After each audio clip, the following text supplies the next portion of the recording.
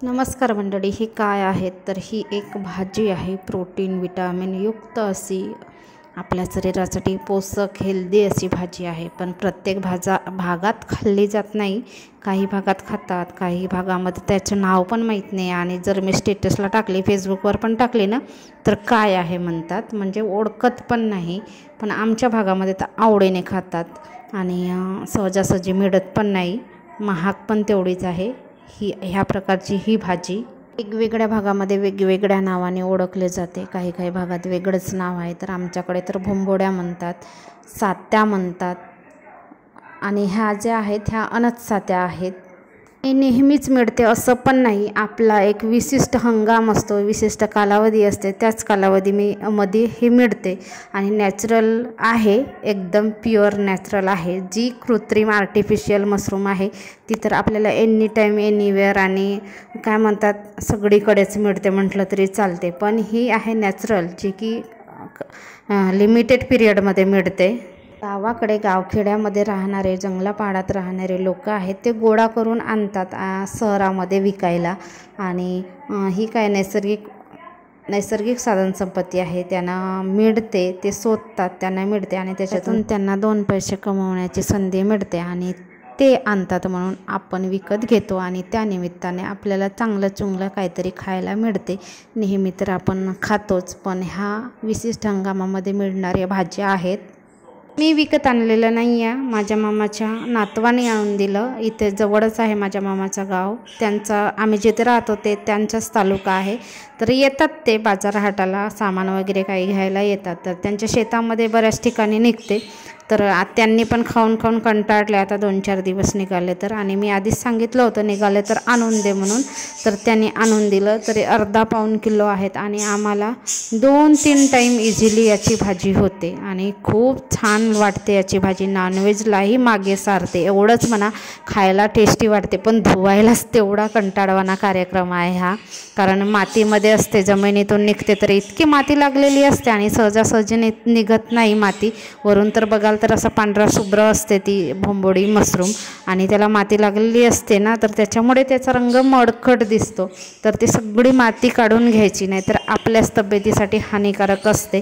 आणि जमिनीतून निघते त्याच्यामुळे तर जास्तच मातीमध्ये चिकटलेली असते. तर त्याने आणून दिलं, तेव्हापासून मी पाण्यामध्ये भिजत घातली. पाण्यामध्ये ठेवलं ना भिजत, तर लवकर माती निघते.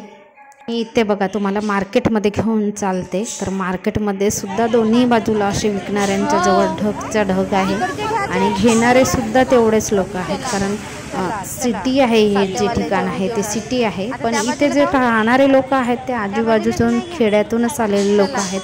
नोकरीनिमित्त कशाच्या निमित्त आलेले आहेत आणि त्यांना माहीत आहे आणि ते खातात आवडीने. म्हणून काय, त्यांचीच घेणाऱ्यांचीच जास्त झुंबड आहे, गर्दी आहे मार्केटमध्ये. आणि जिकडे बघेल तिकडे हे विकणारेच लोक होते.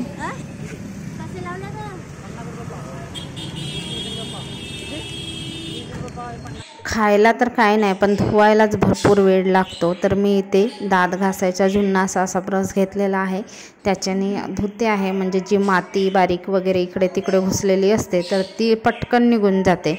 आणि आपण भाजी तर आवडीने खातो, पण माती आपल्या शरीरामध्ये, मातीचं कण जाणं आपल्यासाठी हानिकारक आहे. म्हणून तेवढी काळजी आपण स्वतःच घ्यायची. तर एकदा मी धुतलं, चांगले 5-6 पाण्याने धुवून घ्यायचं, जोपर्यंत चांगले पांढरे शुभ्र होत नाही तोपर्यंत. नाहीतर जेवताना कसं रेती मातीचंच असं किडस काढस लागते. म्हणून धुताना विशेष काळजी करायची आणि व्यवस्थित स्वच्छ धुवून घ्यायचे. तर मी ते धुवून घेतलं आणि परत घरात आणल्यावर कापायच्या आधीसुद्धा एकदा धुतलं आणि कापून घेतल्यावरसुद्धा मी पाण्यातून काढणार आहे, जेणेकरून कुठे पण थोडंफार लागलेलं असेल ते निघून जाणार. आणि रुद्रांश पण इथे मला मदत करतो म्हणण्यापेक्षा तो तर माझे जास्तच काम वाढवतो. रुद्रांशचे पप्पासुद्धा मार्केटमधूनच विकत घेऊन आणणार होते, पण बरं झालं की आणून दिलं. आधीच त्यांनी सांगून ठेवलं होतं की निघाले आम्ही शेतामध्ये तर आणून देणार, आणि खरोखर त्यांनी आणून दिलं. आणून द्यायचा प्रश्न नाही आहे, त्यांना वेळच नसते शेतीच्या कामातून. एकच मुलगा आहे आणि भरपूर शेती आहे, मग काय सगळं बघावं लागते त्याला, वेळच नसते. पण वेळात वेळ काढून त्याने आणून दिलं. आमचे पैसे वाचले. आणि घरचे असतील तर आपण मनसोक्त खातो आणि विकतचे आणलं तर तेवढ्यापुरतेच लिमिटेड आणतो आपण. ज्या मोठ्या साईजच्या भोंबड्या असतात त्याचे 3 ते 2 भाग करायचे.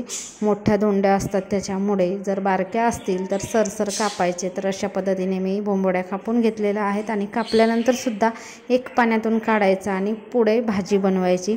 तर भाजी तर जशी आपण बनवतो त्याच पद्धतीने बनवायची. एवढं म्हणा की थोडासा मसाला वगैरे चांगलं घालायचं, म्हणजे आपण नॉनव्हेज वगैरे करतो त्या पद्धतीने. नॉनव्हेजलाही मागे सारेल अशी टेस्टी अशी भाजी आहे आणि नॉनव्हेजपेक्षा पण कमी लागत नाही, त्याहून जास्तच लागतो. आणि जे लोक नॉनव्हेज खात नाही त्यांनी तर आवर्जून ही भाजी खाल्ली पाहिजे. आणि काय ही निसर्गाने दिलेली भाजी आहे आणि याच्यामध्ये भरपूर विटॅमिन प्रोटीन असतात जे आपल्या शरीरासाठी गुणकारी असतात. तर ही भाजी तर आवर्जून खाल्लीच पाहिजे.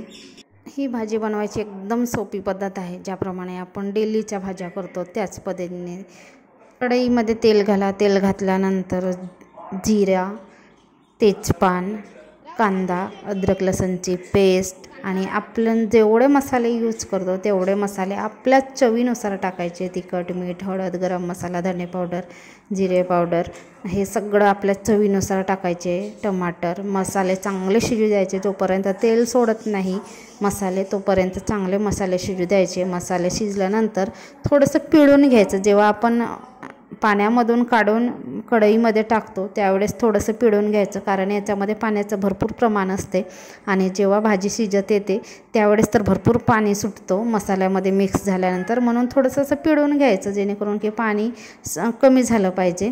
तर बघा भाजीला किती पाणी सुटलेलं आहे आणि चांगली भाजी शिजू द्यायची. आणि पाणी टाकायची तर अजिबात गरज पडत नाही, कारण याला भरपूर असं पाणी सुटतो आणि आपली भाजी झटकन अशी तयार होते आणि खूप छान वाटते. तुम्ही कशाही पद्धतीने बनवा, ते मसाले घाला नको घाला तरी ही भाजी टेस्टी वाटते असं आमचं आहे. आणि बघा अशा पद्धतीने एकदम साध्या सोप्या पद्धतीने झटपट अशी आपली भाजी तयार झाली आणि नैसर्गिक असल्यामुळे तर विटॅमिन प्रोटीन युक्त अशी गुणकारी भाजी आहे.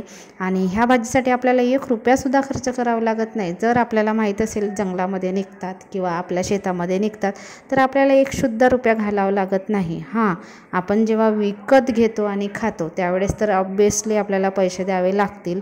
तर अशी ही खूप छान अशी भाजी आहे. तर आम्ही तर आवडीने खातो. तुमच्याकडे पण मिळत असतील तर तुम्हीसुद्धा आवडीने खा आणि करून बघा आणि खाऊन बघा.